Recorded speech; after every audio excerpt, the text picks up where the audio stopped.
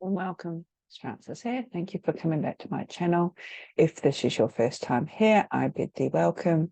There is a subscribe button below if you would like to help support this channel by subscribing, and also a bell to be notified as to when I upload more content.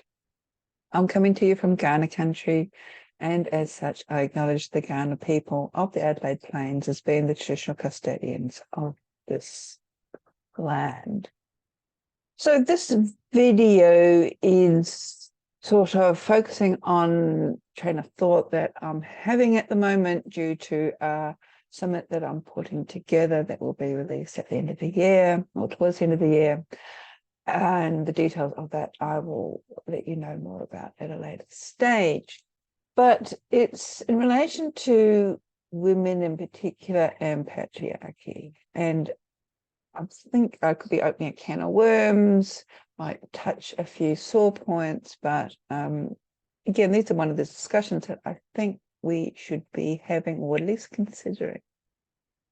So I'm quite sure I'm not the only person who realizes that our modern world is so deeply rooted in patriarchy, so much so that we may not even realize just how deep this concept actually shapes us, affects us, our relationships, the language we speak, the words we choose, how we perceive things. It really shapes our lens.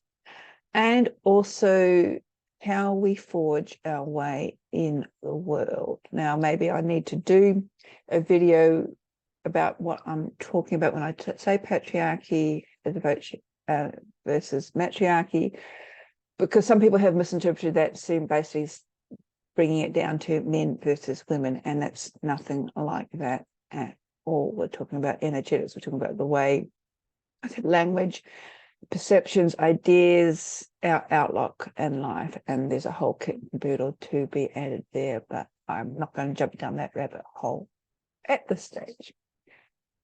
So getting back to how it shaped our world, and it's evidence everywhere, especially in our Western society, where we are taught almost from a very early age that we need to forge our career out in the world.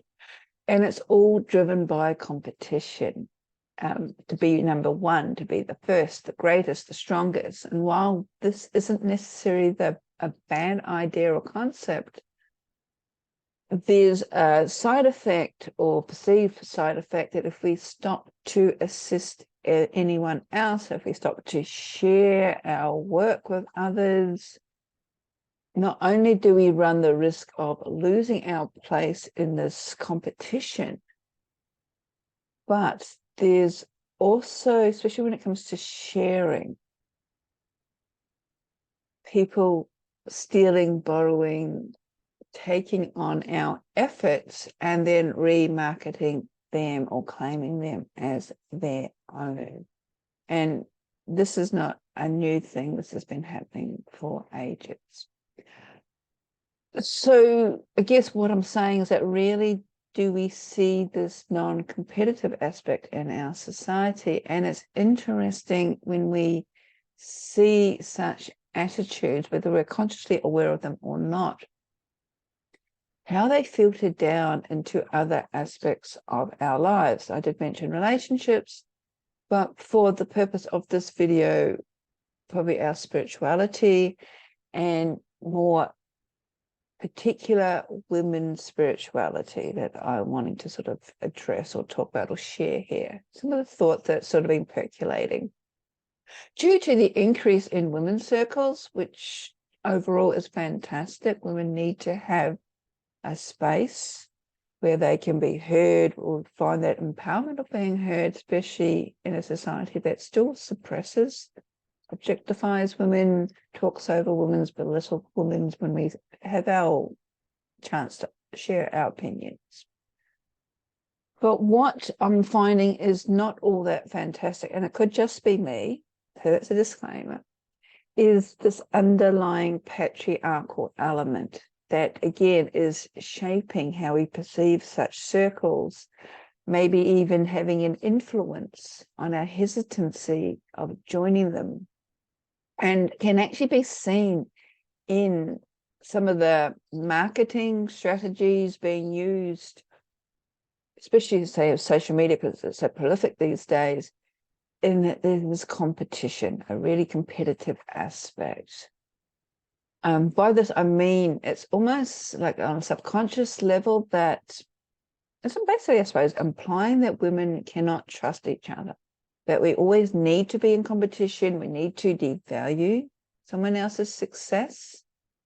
And this is almost being fed back to us as some age-old quality that dates back to our distant ancestors who needed to compete with their fellow counterparts for food, to secure the best mate, to father their children, etc., basically to provide for themselves.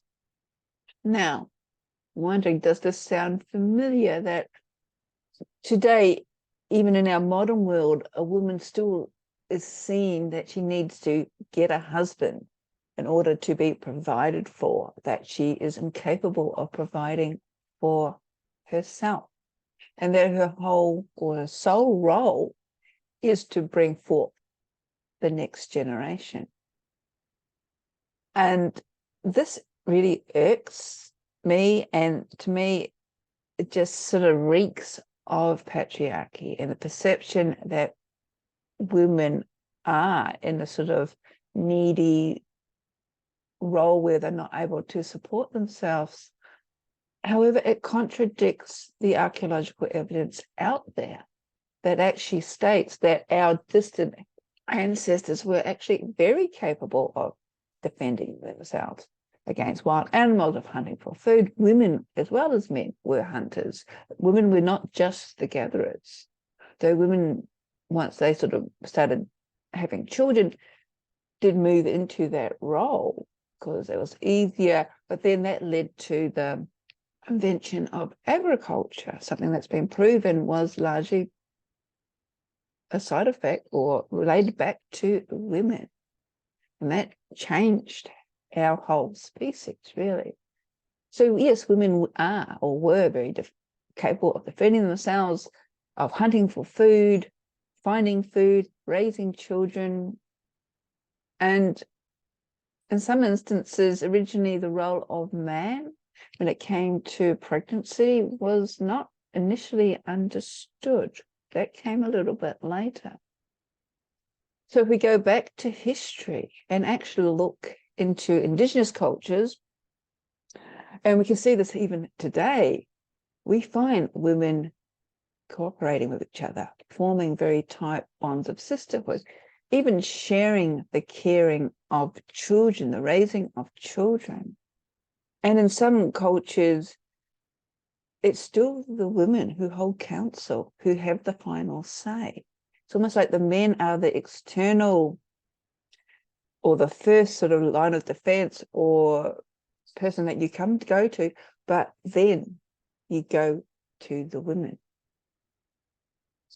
So I guess what I'm sort of coming back to, this competition, this belief that we have to compete, especially for women, is enforced in our world today, and often in it's a brutal, very ugly manner, because it sort of throws back in our faces a whole plethora of issues, and it's depicted in the onslaught of reality programs such as The Bachelor, The Farmer Wants a Wife, etc., where even the pursuit of love, our most wanted, valued emotions that we as humans need, has been devalued and turned into a spectator sport, and often with women being pitted against each other, almost as if they win extra points on how bitchy and nasty they can be to each other,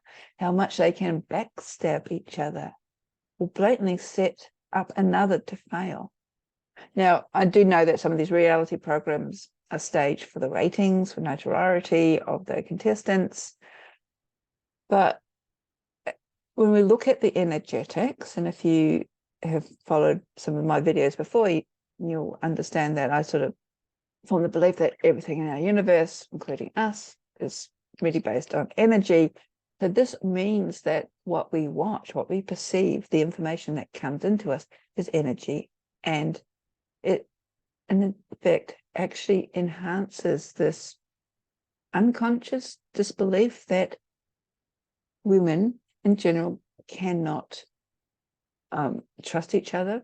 It's circulating this conflict energy that we already have in our collective to start off with, thus affecting our own energetics, our own selves. It also continues to shape the lens through how we see ourselves, our relationships, especially how women see their relationships with other sisters, other women in their lives, and also how we trust. Now, this conflict energy, and a number of spiritual teachers talk about it, is actually very low frequency. Especially when we consider energetics, love and joy are higher frequencies. However, it's low-leveled energy, but it's also very seductive. We get sucked into these programs, probably largely due to the dramas being played out. But I guess what I'm asking you to consider for a moment is, what exactly are you watching? What are the energetics of the messages? And how is this affecting you on a deeper, more subconscious level? As I said, everything around us is energy, including ourselves. We are effectively like sponges. So if we get affected by real life conflicts like war, famine, natural disasters, etc., is there actually a difference to how we get affected energetically with these other conflicts that we are actually allowing ourselves to be subjected to, all for entertainment value? And I think this is something that we should actually stop and think about. This, I think, also has more to do with our patriarchal society and how it devalues women, continues to devalue women, as opposed to some innate attribute that we women are almost sort of brainwashed to believe that we have naturally this distrust for our fellow sisters. And as women, especially for those of us in the West, I guess the question needs to be asked is, what happened? What actually started this mistrust amongst the sisterhood? When did it start? And as I said earlier, we look at Indigenous cultures, even today, there are still very strong female bonds, but we don't have a lot of them at that deep level in the West. And especially in the last few years, and as we get older, these bonds are more and more important, yet women in the West are finding it harder and harder to sort of step across the threshold and trust again. Now, while nothing can be scientifically proven, although not everything actually can be proven as such, one of the things that I guess cannot be denied is what happened nearly, say, 400 years ago. Something that occurred throughout most of Europe and into the Americas that could have very well changed or at least impacted upon the mindset of Western women or Western people in general. And I'm talking about that time that's been called the witch trials, witch burnings, the witch hunts, where many people, both men and women, and I think that's very important to just keep in our minds, were hunted, were tortured, were burnt at the stake, hung or drowned. And it is believed that some tens or even hundreds of thousands of people actually lost their lives during this time. We don't know the exact number. I know back in the 70s, 80s, people were sort of saying there was 9 million now. It was impossible when you're looking at the world's population.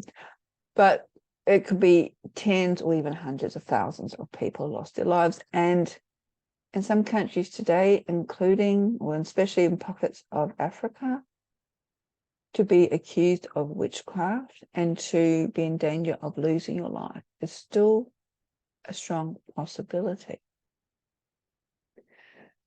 And what has come down to us today is often referred to as the witch wound. Now, you may have heard about it in this term in some circles, as it has definitely gained popularity over the last number of years. And I guess I have to confess that at first, I was extremely skeptical about this concept. However, looking back, I think it was more as to how it was marketed. Yet another reason as to why women are supposedly inferior. But if you do this sort of self-empowering course, you will be whole again. And the self-empowering course was thousands and thousands of dollars. However, the more that I've sat with this concept, of the idea, not to mention my growing interests over the last 5-10 years of intergenerational trauma and how that's passed down or can be passed down through our genetics, our DNA. Also exploring what I do when it comes to soul and past life regressions. The more the idea or the concept of witch wound, maybe it's just a wording I don't like, sits with me. And I'm feeling more and more comfortable with it. As I said, I was probably originally turned off because I held the belief that maybe it was another marketing ploy, another excuse or justification as to why women tend to be more emotionally inferior to men. And I guess this is my own bias. And I am sort of a logical person too. I need to sort of sit with things and make sure it resonates with me before I run with the ball, so to speak. So what I'm wanting to do in this video is sort of unpack this concept of witch wound and how it's playing out in our society today, or possibly playing out in society today. I'm not a psychologist, I'm not a scientist, I'm not an expert in any of those fields. I'm just interested in why we humans do things. And I'm also have a belief of the evolution of the soul, that we are affected, being energetic beings, or what's happened in the past. So added to that fascination, there's also, can I say fascination here in this context? A fascination that I hold over this period in human history in particular. Again, as I said, how it started, why it started, the focus of it. And I know that not all victims were women. Not all countries burnt their witches. And while there is a degree, I guess, it can be laid at the feet of the Catholic Church, how it started, the origins of it, there's also an element of mob rule that needs to be taken into consideration, especially when fear took hold and spread, largely due to what was being taught in the churches. And while originally, yes, there was the Inquisition from the church, there were also civil magistrates. Some even didn't even believe in witchcraft. And even the church changed its point of view on witchcraft, whether they believed in witchcraft or not, over that course of time. And we're looking at, I think, from even as early as the 12th century through to the 16th century, then it moved into the Americas after that. Added to all of that, there was witch hunters who profiteered, turned it into actually a business. So it was a horrendous period of time, history. Yes, largely directed at women, but it was also directed at anyone who stood in the way, could be seen as a stand, who sort of sat outside the perception of the church.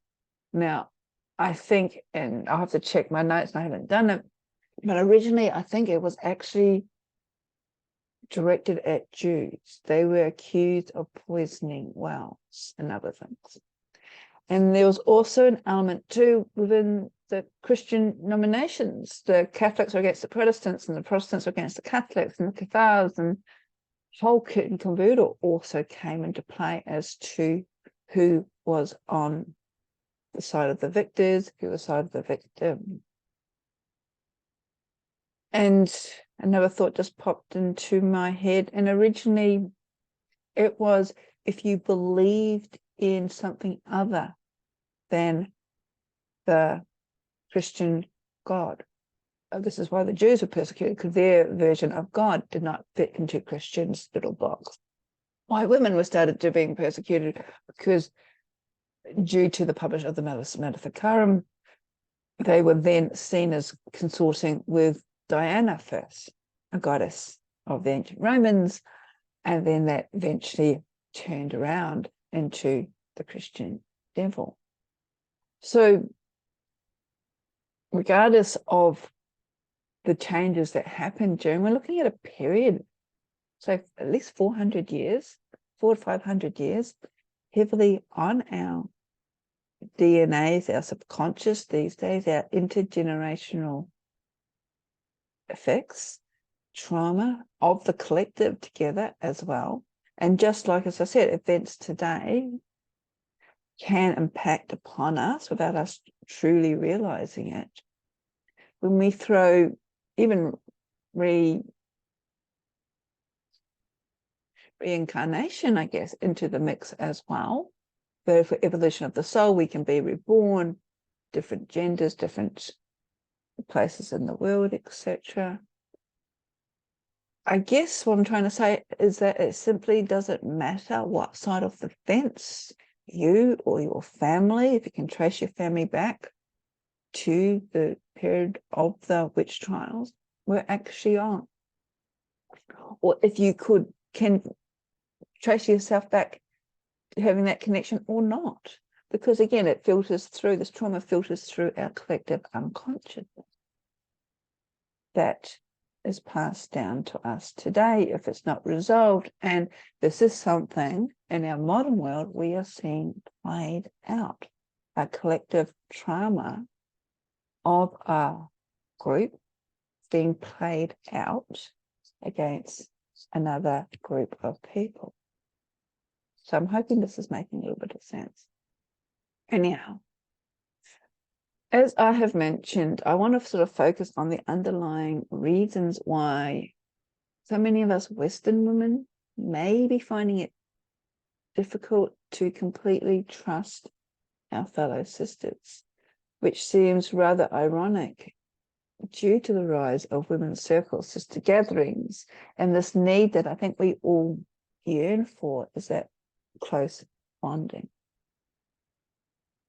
And I know there is a narrative, a perception that many women who were accused as being witches during the trials were midwives, were herbalists, were priestesses, even wise women. However, I would personally say that in reality, they might have been herbalists, yes. They might have been midwives, yes, because that was another issue, was the domination of male-run medical practices, but that came up towards the end. However, so I would say that the majority of women who did lose their lives during the witch trials were probably just ordinary, everyday women. Some may be beautiful, and it was their beauty that they received unwanted attention, so they said no. So they rebuted, and next they were accused of witchcraft, that they were bewitching these poor men. Other women may have been older, they may have been widows, have some land, or maybe not even married at all. And if they lived outside the budging society norms, they were accused of being witches. They were seen as different. They may have been outspoken, victim of circumstance.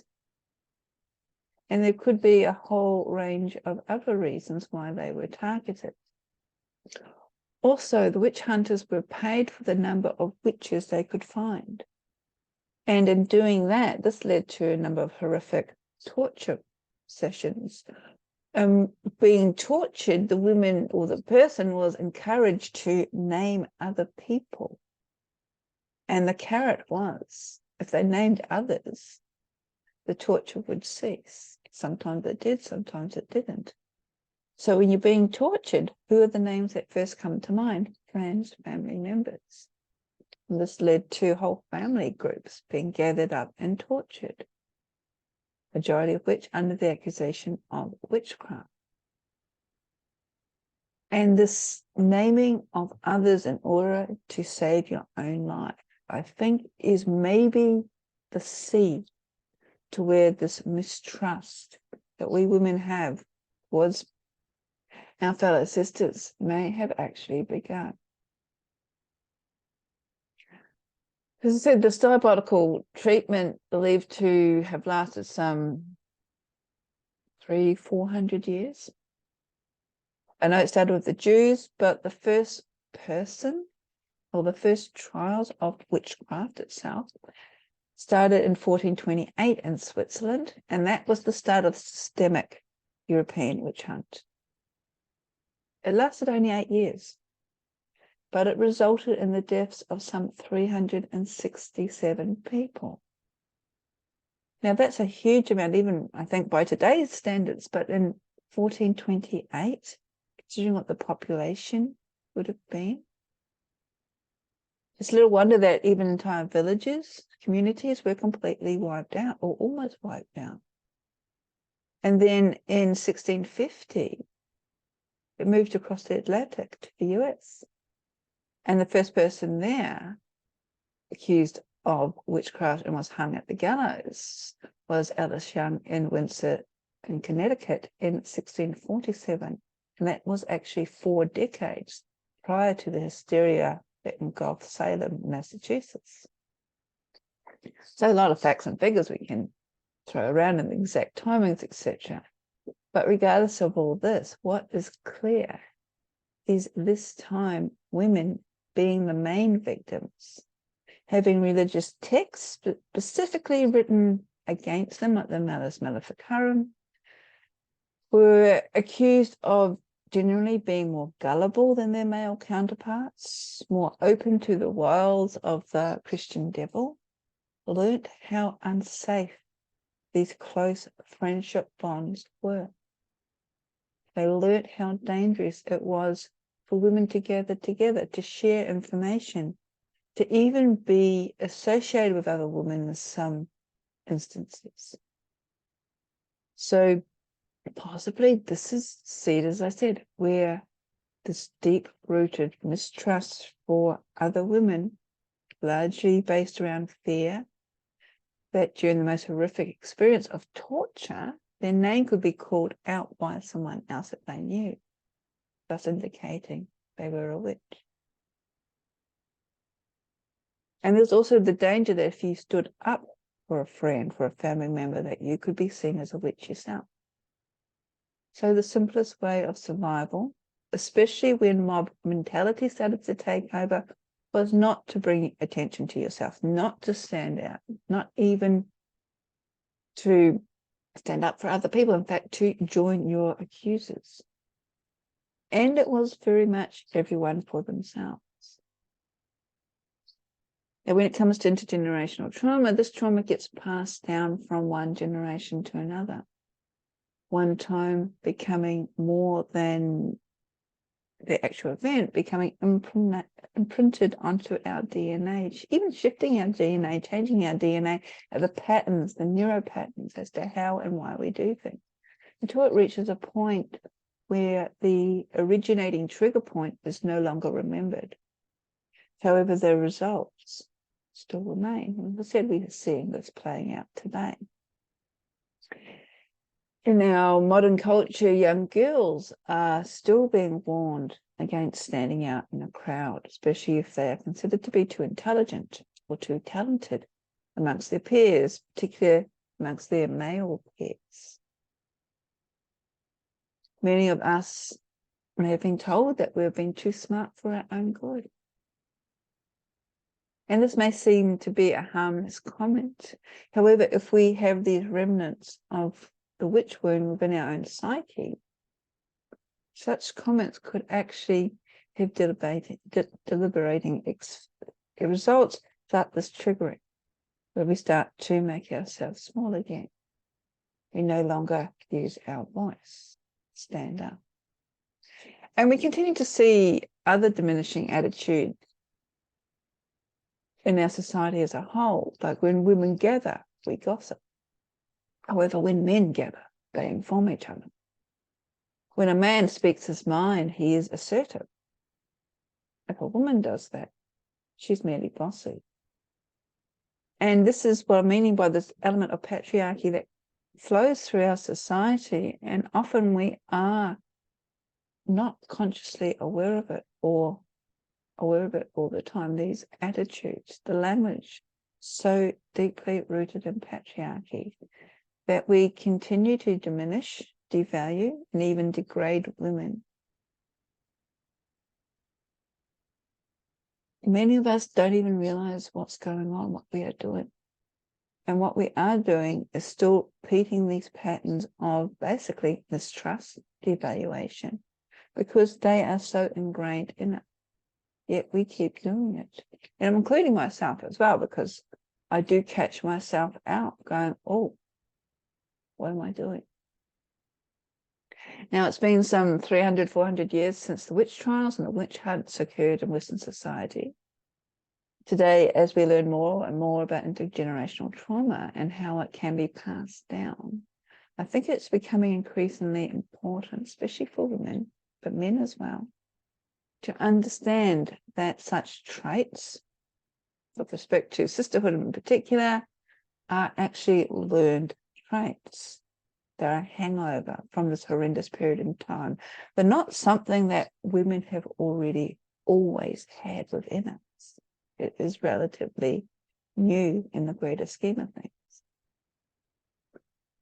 And that also, as a society, and the society that we live in is strongly influenced by patriarchy, it is, as I said, so important for us to check in with ourselves, especially when we find ourselves mistrusting or backstabbing or acting out of jealousy towards, in particular, other women.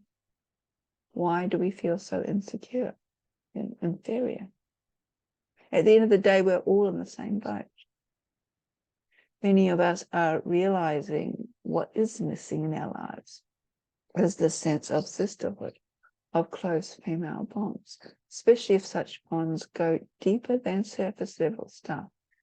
Go deeper into those spiritual elements, those spiritual connections. And there are many ways in which these can be regained. However, the first step starts with us. We need to acknowledge, firstly, that we may actually be carrying these wounds from the past and need to free ourselves of this mistrust. Now, I'm not proposing any secret magical cure because I don't really know myself, except to focus on, say, coming back to the heart. And this is where trust is energetically generated from. Also, in a world with so much fake news, and not to mention the increasing amounts of AI, it's almost like trust has had a bashing again. Yet it comes back to coming back to our hearts, coming back to our bodies. And we must, for this is where it all begins. Where we can truly, I guess, free ourselves from the shackles of the past in order to move forward.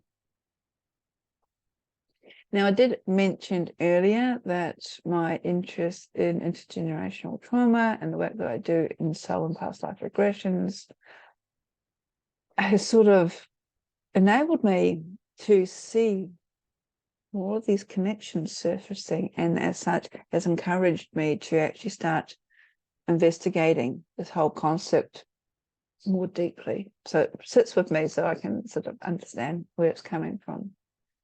And for this reason, yes, this is sort of the marketing tool, I guess, I'm going to be offering another soul regression. And this is what I just want to sort of share my screen here and talk a little bit about it if you are of interest to this. And it is optional as well. So the information basically you can find on my website with Work With Me. You can find out more about what I offer, but what I just want to show you here is, where are we? Sorry, I've called up the wrong page. I knew I would do this. So we'll go into offerings first, and we will just type up here, hit soul, and I'll put these links in the chat, in the, no, what am I doing? I think I put up the wrong screen. Okay, this is it. Here we go. I was looking at the wrong page. Here we go. Soul-centered regressions, and I'll put the correct links in the description below, since it's taken me a while to find it on my own website. It's not very good. Anyway, soul-centered regressions. I will be holding another one on Saturday, the 29th of June. On this page here, it talks about what these regressions are all about.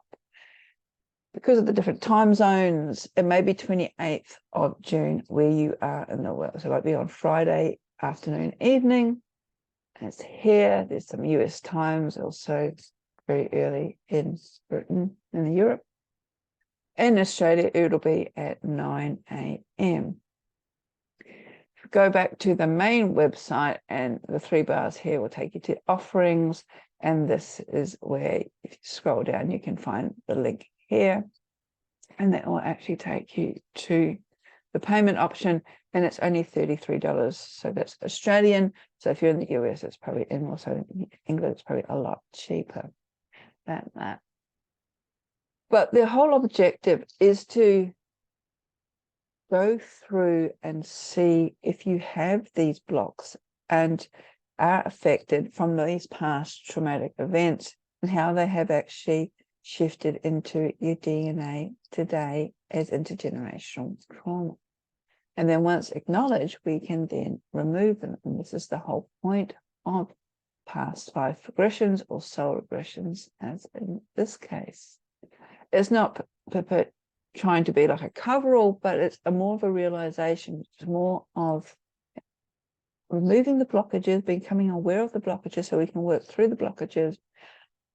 And often when we're looking at this sort of past life trauma, a lot of it comes down to the acceptance and the recognition. A lot of it, how it affects us, is that emotional or energetic attachment. Once we become aware of it, we can then sever that attachment. We can't remove the past events, but what we can do is remove those triggering aspects of how they shape our lives. And a lot of this will come back to, or result in, a calmer, a sense of peace, inner peace, a clarity in our lives. And we also get a deeper understanding of our place in the universe in order to assist us in moving forward with our life. We begin, as they say in a lot of the NLP teachings, we are able to move forward and look forward as opposed to forever looking back. With this being such a deep wound, go back up to the top, I might just actually stop sharing my screen. Such a deep wound, what we do find when it comes to intergenerational trauma is that it could take a couple of sessions, and I know that may be seen as a marketing tool, but the first step is to recognizing it and then releasing ourselves from that emotional attachment. We may actually find out that we were on the side of the persecutors, which means that subconsciously somewhere we may have an element of guilt. We could have been hung, we could have been burnt ourselves. Though not exactly connected with this period of time, I know previously in one of my own past lives, I was hung. And the reason why I know that is that I cannot wear anything around my neck, like when chokers were fashionable a number of years ago, skivvies. If I'm wearing anything with a high roll, neck roll, I'm forever pulling at it. I feel very uncomfortable having something around my neck, especially really tight. of it or touching the skin where I am actually aware of it. And that is a result of me being hung in a past life. Though, as I said, I haven't explored as to when exactly it was, but there's an innate knowing that I know I also had a past life during the burning times, most of us do. So getting back to the soul life regressions, I'll put all the links and details below. If you are interested, please check them out. I also do longer sessions where a number of past lives can be explored as well. I can do those in person and also over Zoom. So reach out to me. All the details is on Mystical Soul Academy's website. And also below, let me know some of your thoughts on the witch wound. So it took me a while to sort of process and understand what people were talking about, because I had my own biases, thinking it was just a marketing tool. But I honestly think, especially what we're seeing being played out in our society today, there is an element of intergenerational trauma there. And I'm not saying that that's an excuse. I'm saying it's something that it is, simply it is, and it's something that I think we need to start considering. This is underlying of patriarchy, negative patriarchy. I do think that there has been some positive elements out of patriarchy that we may not be aware of, and we're in this time of, as a lot of sort of spiritual teachers are saying, the old world order is breaking down and the new world order is coming up, whatever that means to you. But there is this period of change happening. And so I think in order to help us manage through these traumatic upheavals or whatever is happening in our own life, we need to actually start thinking, pausing, considering, listening to that inner voice that goes, oh, that's not quite right. If you are into astrology or interested in astrology, there's a lot of cosmic energy that have been sort of revealing this or enhancing this uncomfortable feelings that we may be having with the old way, where we may be going, oh, that doesn't resonate with me. It could be amongst our friends, in our friend circles or family circles, and someone says something and all of a sudden the prickles come up. And I think it's more and more important that we really take notice of how we are reacting, especially our energetics, our body, coming back to our body. Anyway, I'm going to be jumping down a completely different rabbit hole on that topic, so I might end now. So again, if the witch wound has given you some thoughts, I'll be interested in you sharing them with me. I do go back and read all the comments. If you are interested in learning more about the soul life regression that I'm offering on the 28th or 29th of June, the links will be below. And I hope you may join me. Otherwise, take care. Listen to your body. Blessings.